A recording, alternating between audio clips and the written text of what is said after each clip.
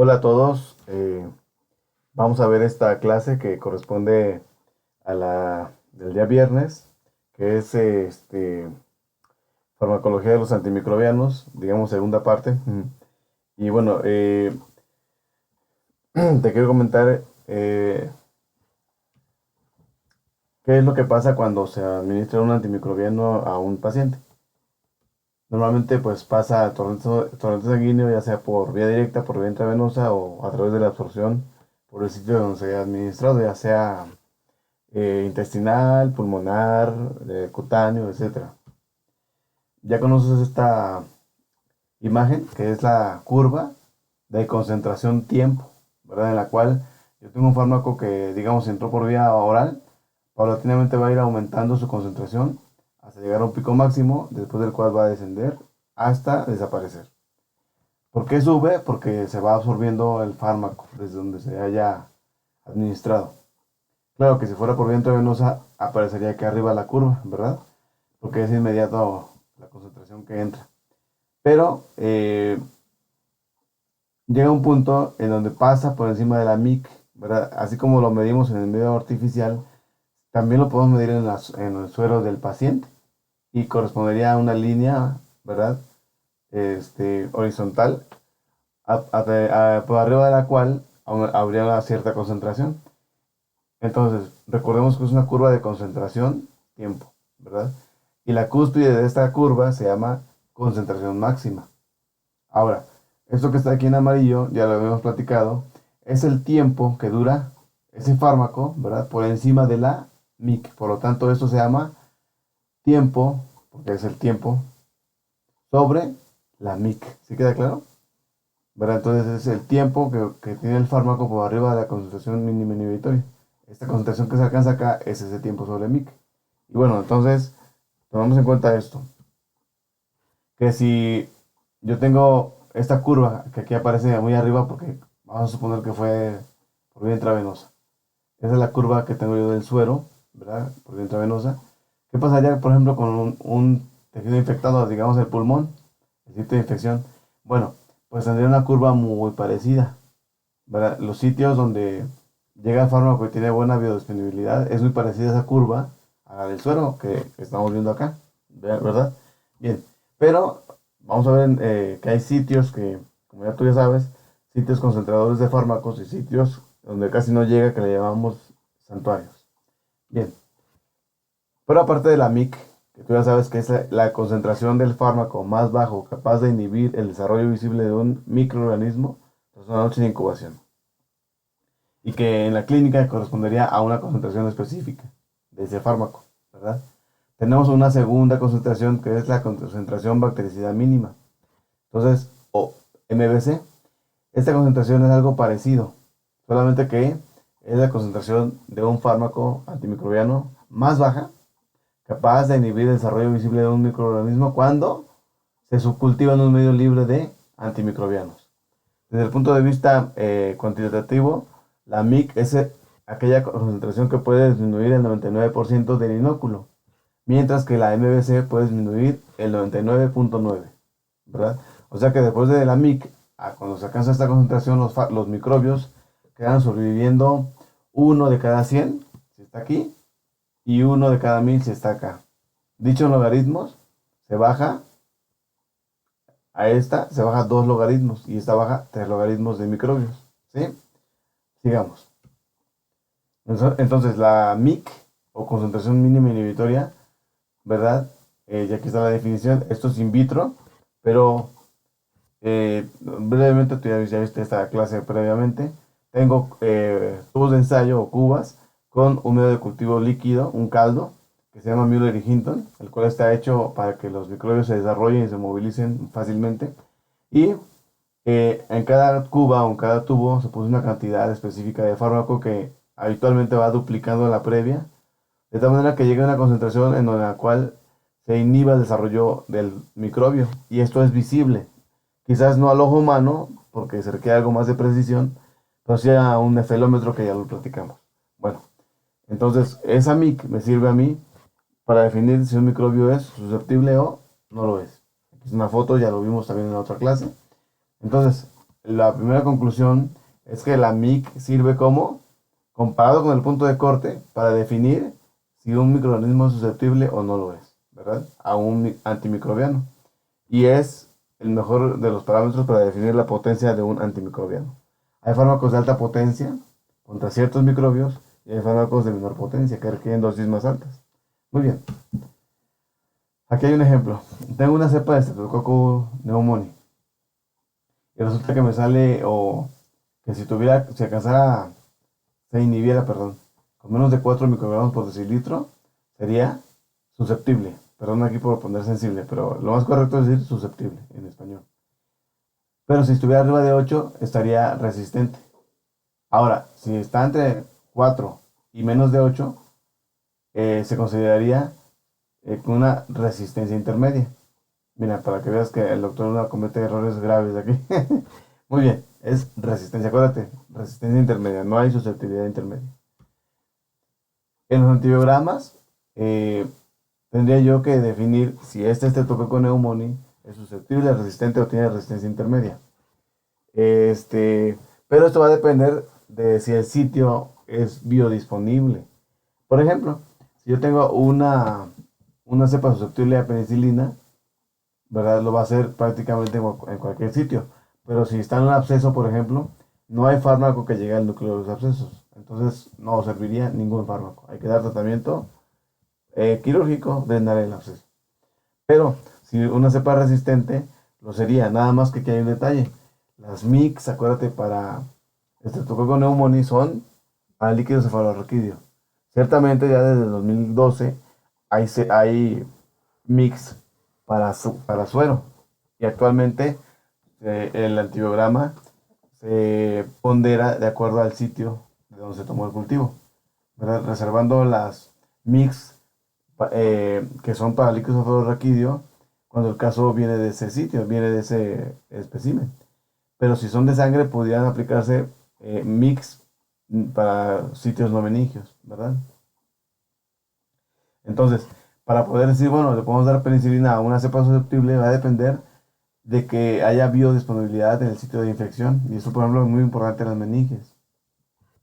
Que no haya efectos comórbidos que cambien las concentraciones. Es muy conocido que, por ejemplo, si yo aplico un fármaco intramuscular, voy a tener el gran problema de que si el paciente está inmóvil y también si tiene pérdida de peso grave, este fármaco prácticamente no va a servir. Se va a quedar ahí como depósito, no se va a mover, no va a ser absorbido, va a ser muy bajo desde el punto de vista de biodisponibilidad. Y que tenga un mecanismo de acción que le pegue al microbio. Bueno, sigamos. ¿Qué pasa? Mira, aquí tenemos la imagen y te voy a pasar a otra imagen. Perdón, me salté a ratito, te muestro otra imagen. ¿Qué pasa? Con la MBC, ¿verdad? Ya te había platicado la definición, ahí está escrita. Si yo tuviera pocos neutrófilos, como ocurre en los casos de la neutropenia, ya ves que la neutropenia, para su clasificación se divide en leve, moderada y severa. Y la neutropenia severa o profunda tiene a su vez una definición de alto riesgo y bajo riesgo de acuerdo a las escalas que tú puedes ir a buscar. Entonces, para los pacientes que tienen neutropenia o fiebre, que eso ya es un síndrome, ¿verdad? Eso ya es una situación específica, los pacientes con neutropenia y fiebre tienen una alta mortalidad que amerita de un actuar médico específico. Cuando un paciente tiene fiebre y neutropenia, se espera que su médico actúe, ¿verdad? De cierta manera. Entonces ya se sabe, ¿verdad?, que el paciente con fiebre de neutropenia debe ser muy bien revisado, debe incluirse una teleradiografía de tórax, debe revisarse muy bien, sobre todo sitios como los conductos auditivos externos, el perineo, la cavidad oral, porque son sitios donde se esconden muchas de las patologías. Por supuesto, esto sin olvidar toda la revisión que siempre se hace. Bueno, pero el punto acá es que si tengo un paciente con fiebre de neutropenia, tiene alta mortalidad y yo tengo que actuar rápida y correctamente. Y esto incluye que mi tratamiento incluye un beta-lactámico antipseudomónico, ¿verdad? Con o sin amikacina, que en la última revisión ya no viene la amikacina como parte del tratamiento inicial. Y más o menos, o con o sin, lo que dijimos antes, vancomicina. Esto es porque esas son las mejores oportunidades que tiene el paciente para sobrevivir a una fiebre neutropenia. Y no olvides no incluir antifúngicos antes del cuarto día, a menos que tú estés convencido o que estés seguro de que tiene una infección micótica. Bueno, ¿por qué te digo todo esto? Porque eso es lo que debe aparecer en tu mente cuando te llega un paciente con fiebre de neutropenia. Obvio que tú tienes que recordar, tienes que revisar cómo se define fiebre y cómo se define neutropenia y cómo se define el conjunto, esta entidad en conjunto. Y tienes que saber los pasos que tienes que hacer, los tiempos, porque eso es una emergencia, emergencia infectológica. Y debes actuar bien desde el principio, ¿verdad? Entonces, bueno, ¿por qué te estoy diciendo todo esto? Porque cuando tienes un paciente con fiebre de neutropenia, se tiene que considerar alcanzar la MBC. Lamentablemente la MBC, primero, no se determina rutinariamente. O sea, no te dicen, aquí está su MIC, doctor, y aquí está su MBC. No, sino que tú tienes que conocer cómo se puede alcanzar la MBC. Casi ningún fármaco se puede dar una dosis tal que se alcance la MBC. La mayoría de las MBC se consiguen, o una de dos, porque se está dando una dosis que puede llegar a ser tóxica, lo cual no es deseable, o porque el fármaco, ¿verdad?, tiene esa característica de ser bactericida. Eso es muy importante. ¿Para qué me sirve la MBC entonces?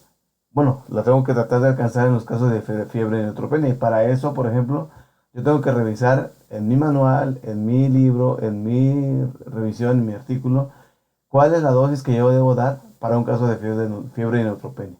Eso es muy importante, ¿verdad?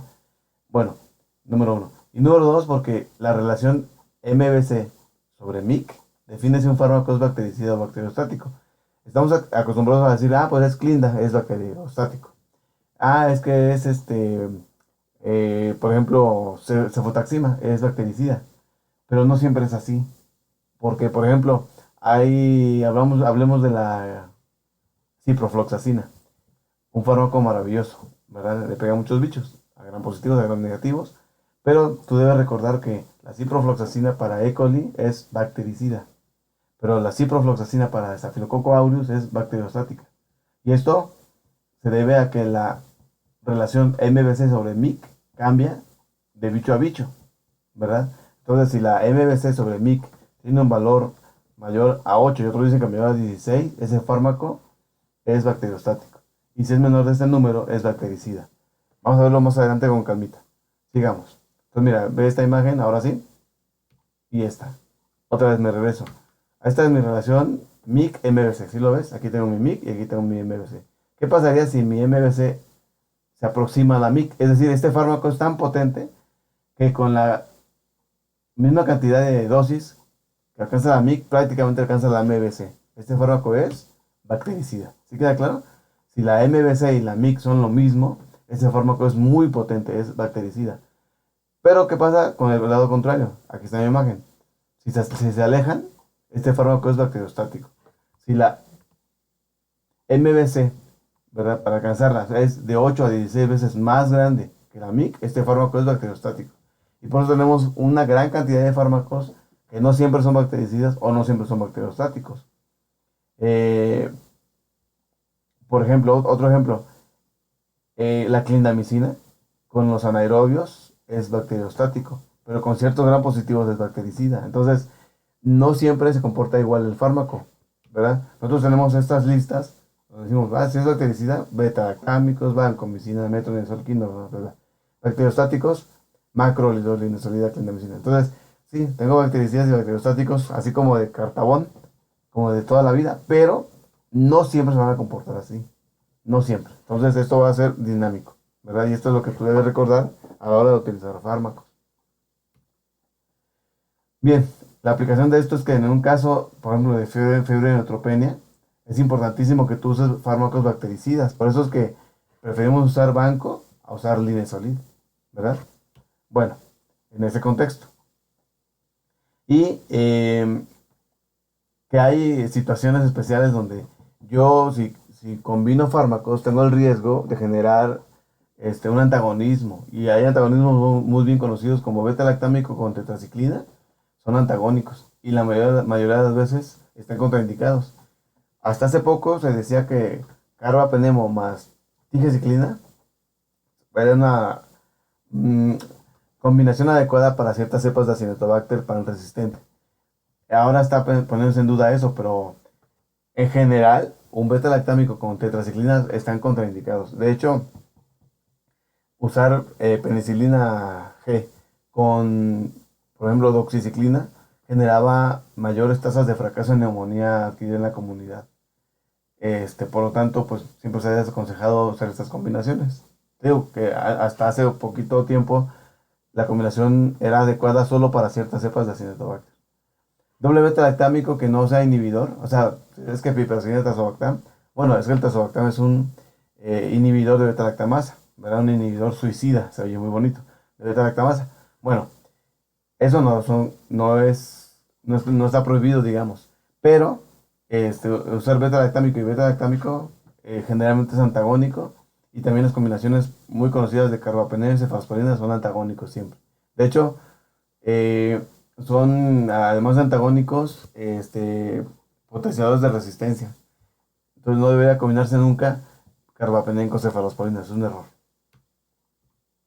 Bien, aparte de las dos líneas que ya vimos, que es la MIC y la MBC y la importancia, tenemos 4 tiempos, que aquí le ponemos A, B, C y D.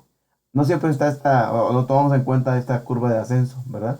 Pero debes recordar que a partir de este punto, donde se cruza la curva, que vamos a llamarle área bajo la curva, es todo lo que está abajo de esta línea verde, área bajo la curva sobre MIC, empieza aquí, mira, aquí en este punto. Y a partir de aquí, todo el tiempo que esté arriba de esto, se va a llamar área bajo la curva sobre MIC, ¿verdad? También se le puede llamar tiempo sobre MIC. Pero bueno, enfocémonos aquí. Entonces vamos a verlo con las figuras. Bueno, acá está abajo.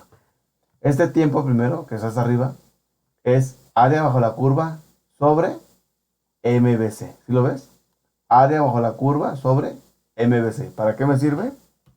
Bueno, se le llama ventana de prevención de mutantes, y se supone que si un fármaco llega hasta estas concentraciones, va a matar tanto a esos bichos, van a quedar tan pocos sobrevivientes, que no va a generar resistencia. No va a haber ventana para que se generen mutantes.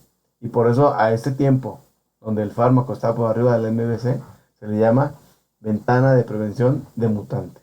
Lo malo es que es muy difícil alcanzar esas concentraciones, y la mayoría de los fármacos no se alcanzan hasta ese punto, o por muy poco tiempo. Muy bien.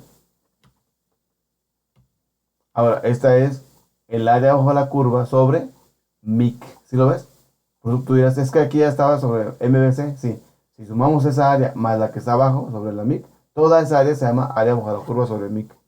Es decir, el área bajo la curva sobre MBC está incluida dentro del área bajo la curva sobre MIC. Y básicamente esto es todo el tiempo que el fármaco está generando efecto citocida, está matando bichos.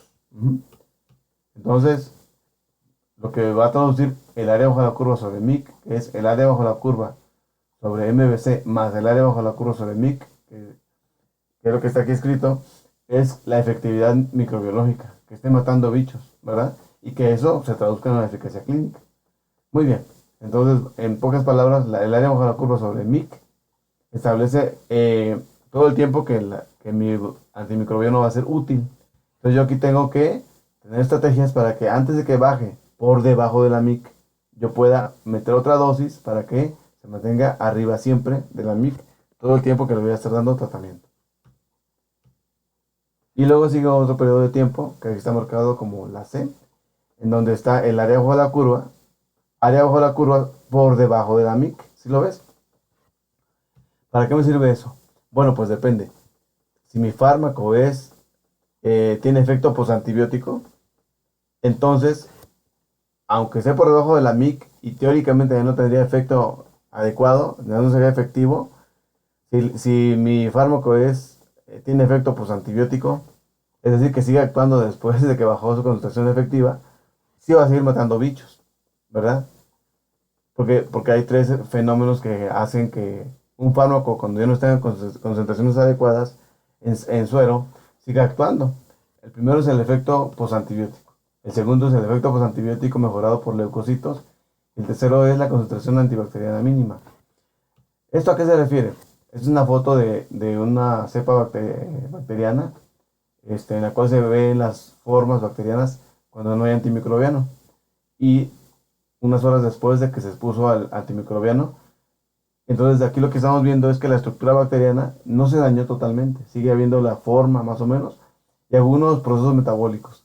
Pero hay tanto daño que esta bacteria va a tener que ocupar una generación, 2 generaciones, 10 generaciones bacterianas para poderse recuperar. Muchas de estas bacterias van a morir, pero otras van a sobrevivir. Entonces, ese tiempo en el cual esta bacteria tarda en recuperarse y generar nuevas bacterias, es el tiempo que está aquí, que aunque está por debajo de la MIC y ya no sería teóricamente útil, por tener efecto post-antibiótico sigue lastimando las bacterias y ellas van a tardar algún tiempo en recuperarse. Entonces, si mi fármaco tiene efecto post-antibiótico, todavía en el periodo C sigue actuando. Si mi fármaco no tiene efecto post-antibiótico, actuará solamente en los tiempos A y B. Uh-huh. Y el último periodo es donde desaparece el fármaco. Esto es lo que no debería estar pasando, ¿verdad? O sea, nosotros no podemos retrasar una dosis o ponérsela o cambiarla a nuestro gusto, porque es muy frecuente que dicen ampicilina. Si tú vas a ver las dosis de ampicilina, siempre son cada 6 horas, siempre. A menos que tenga falla renal el paciente. Pero si no tiene falla renal, se le da cada 6 horas. Pero resulta que si le das cada 6 horas ampicilina a un paciente, alguna dosis le toca en la madrugada o muy noche. Entonces tú dices, más fácil, o porque se te antojó, o a mí, cada 8 horas, déle ampicilina cada 8 horas. Bueno, es un problema porque tú estás inventándote esa dosis. No está en ningún estudio. Tú te acordaste que era así lo dijiste, así lo prescribiste, y luego estás dejando que caiga la dosis, no solo por debajo de la MIC, sino que desaparezca del suelo. Y en esto se llaman valles de resistencia, en los cuales se pueden generar mutantes que sean resistentes al fármaco, y el efecto va a ser que si no en este tratamiento, en el siguiente, cuando se vuelva a enfermar el paciente, va a tener cepas resistentes, colonizándole la piel, colonizándole senos paranasales, la faringe, el intestino, en fin. Entonces es un error muy frecuente, lamentablemente. Bien, a estas alturas pues ya no hay antimicrobiano y retoma el crecimiento de la bacteria. Quiero mostrarte aquí que si nosotros dejamos que eso pase y no damos a tiempo el medicamento conforme a lo que está publicado, lo que está estudiado, si yo tengo un paciente que tiene una cepa cualquiera y no tiene efecto posantibiótico, lo que va a ocurrir es que se va a generar una mayor cantidad todavía de microbios y entre ellos va a haber muchos mutantes de resistencia. Por eso es que no debería haber olvidos o fallos en las dosis. Y para eso tienes que tener tu libro de dosis. No lo que tú te acuerdes, no lo que tú digas, no lo que te diga el doctor Luna, sino lo que dice allí el libro de cuál es la dosis correcta para ese paciente de acuerdo a su peso, su edad, su función renal, su función hepática, entre otras cosas. Muy bien. Entonces, con lo que les estoy platicando, hay 2 tipos así en general de antimicrobianos, sin contar los bacteriostáticos. Los bactericidas son de 2 tipos, los dependientes de tiempo y los dependientes de concentración.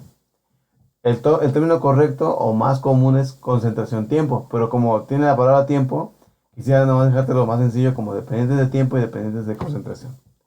Digamos, los fármacos dependientes de tiempo requieren estar siempre por arriba de la MIC, ya lo platicamos, para que sean efectivos. ¿Por qué? Porque no tiene efecto postantibiótico, ¿verdad?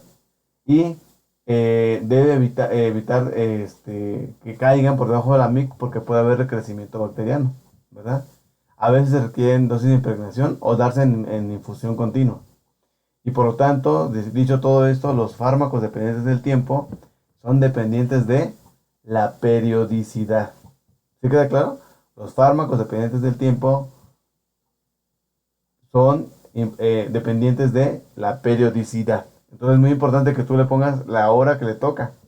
No le pongas todo cada 8 horas, ¿verdad? Tengo un problema ahí, por ejemplo, con el imipenem. Porque el imipenem se da cada 6 horas. Pero casi siempre me encuentro dosis de cada 12 horas, de cada 8 horas. Y entonces en mi mente y en mi corazón aparece esa situación de que digo, a este paciente le estamos creando valles de resistencia. Luego entonces va a fallar, si no esta vez, en la siguiente internada, su tratamiento y va a estar con cepas resistentes. Y todo por no ponerle la dosis que decía el librito. Busca tú, de hecho, hago ese reto siempre y siempre me traen algunos artículos así un poquito extraños. Incluso me han traído el PLM, lo cual no acepté, ¿verdad? No acepto, pero que la independencia se da cada 8 horas y no, se da cada 6. Búscalo, este, por supuesto, como cada año yo aceptaré correcciones, por supuesto, pero quisiera que tú investigaras cada cuánto se da el IMPN para que no lo des como tú quieres, sino como es. Muy bien, sigamos. Eso es lo que pasa, ¿verdad? Si yo tengo un fármaco, le doy la dosis correcta, pero le doy la periodicidad incorrecta, ¿verdad? Lo que está en blanquito es que está bien, pero aquí hay un valle de resistencia, ¿sí lo ves? Porque no se dio la dosis a tiempo. ¿Sí queda claro? ¿Qué es lo que debo hacer? Colocar la dosis correcta, ¿verdad? Y esto ya está estudiado. Nada más tú y yo tenemos que ver el libro de dosis, no como yo digo, no como yo quiero, sino como está publicado. Muy bien.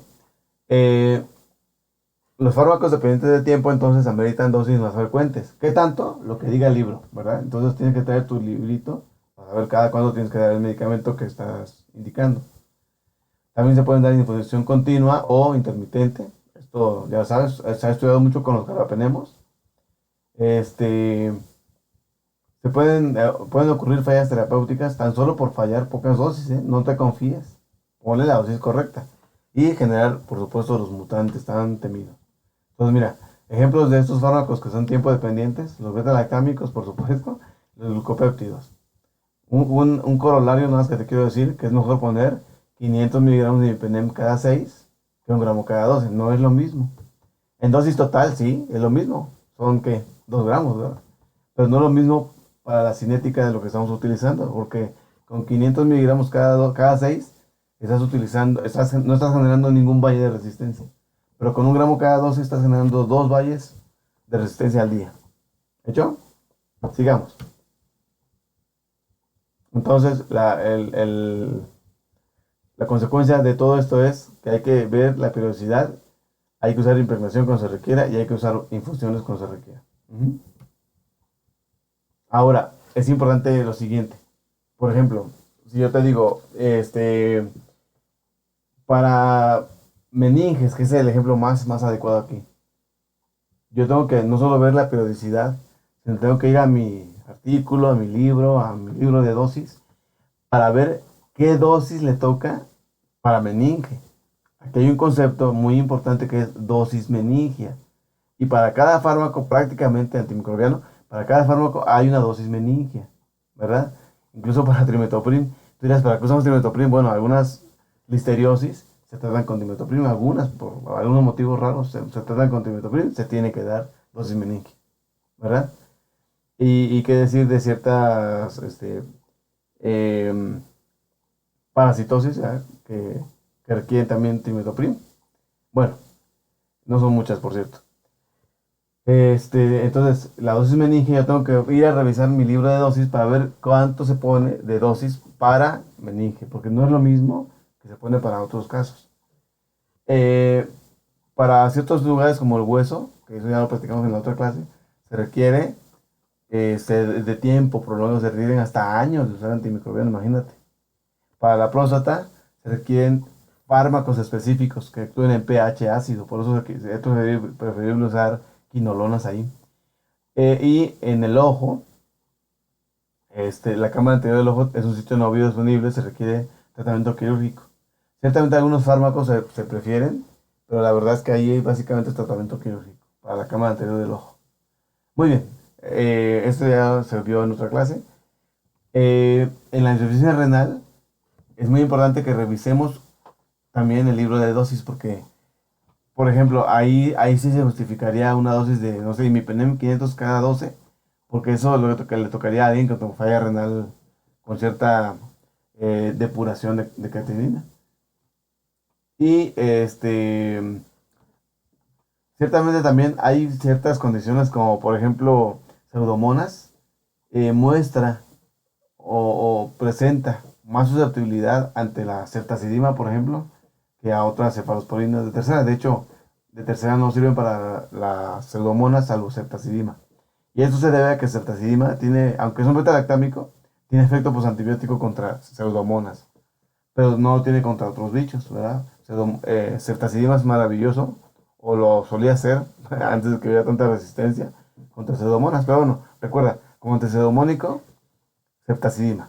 Pero esa ceftazidima maravillosa contra las pseudomonas es nada útil contra gram positivos, ¿verdad? De hecho, está contraindicado utilizar ceftazidima en gram positivos. Entonces, puede ser maravilloso para un grupo de bichos, pero terrible para otros. Por eso es que tú debes saber cada fármaco a qué espectro o qué cobertura antimicrobiana tiene. ¿Para qué me sirve y para qué no me sirve? Y eso requiere tu libro de dosis. Tu libro de antimicrobianos, perdón. El Sanfor, por ejemplo. Ese te puede servir. El Cuna. Bueno, sigamos. Ahora, los fármacos, el otro grupo, dependientes de concentración, se caracterizan porque tienen un efecto postantibiótico potente.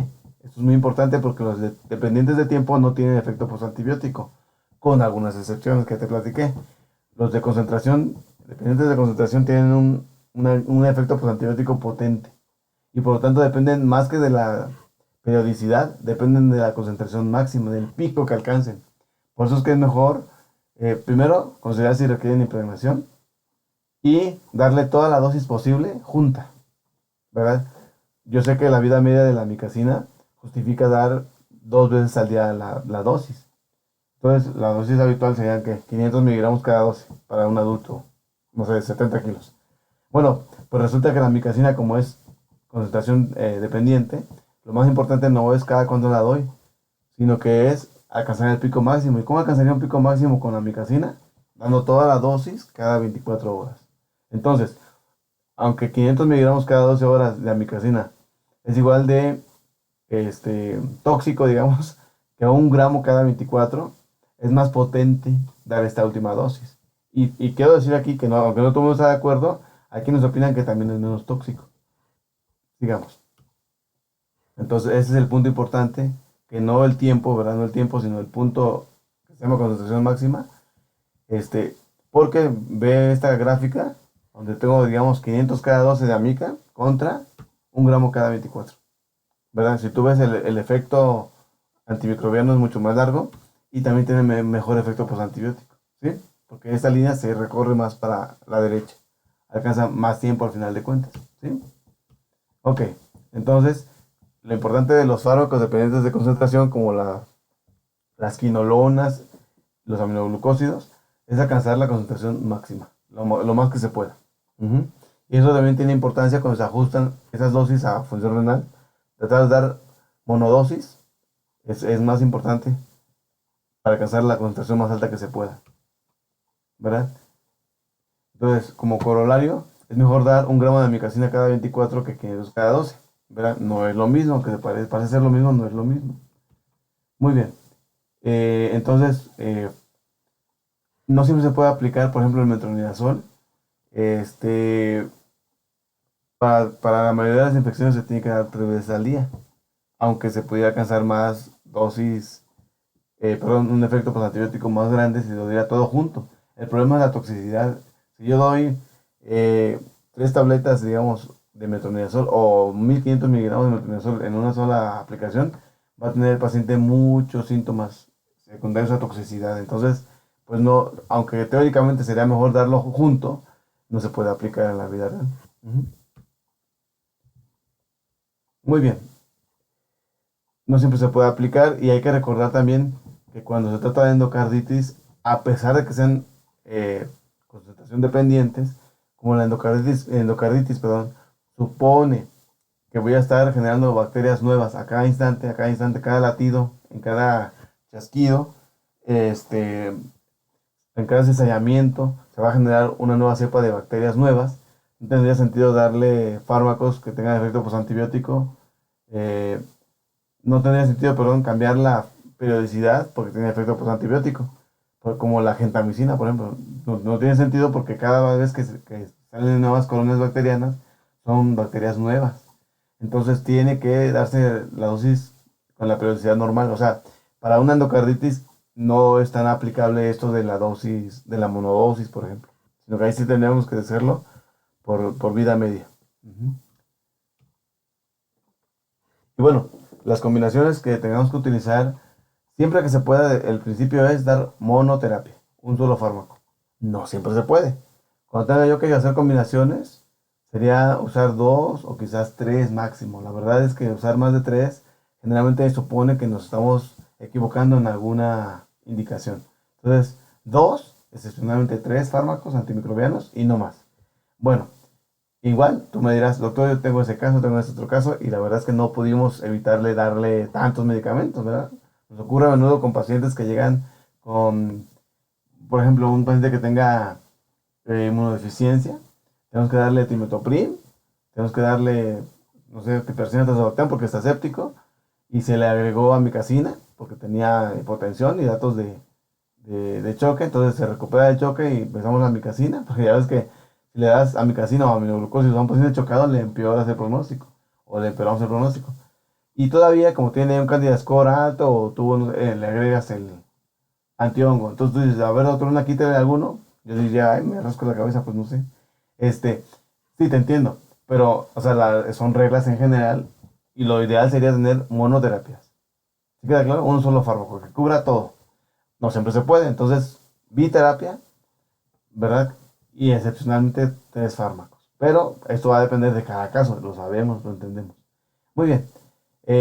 Siempre que se pueda, si voy a hacer combinaciones entonces, tienen que ser sinergistas. Si no puedo usar sinergismos, entonces efectos aditivos. Ahorita vamos a ver una tablita. Ujú.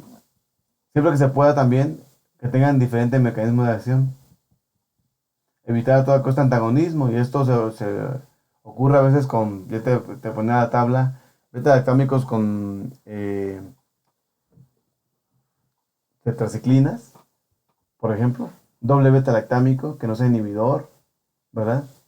Se tiene que evitar toxicidad, por ejemplo, aunque está bien indicado poner vancomicina con aminoglucósido para ciertas endocarditis, o sea, banco genta o banco strepto, algunas endocarditis eso requieren. La verdad es que siempre hay que considerar si no estamos generando mucha nefrotoxicidad en ese caso. Entonces yo tendría que verificar cuál es mi mejor combinación que tenga menos toxicidad.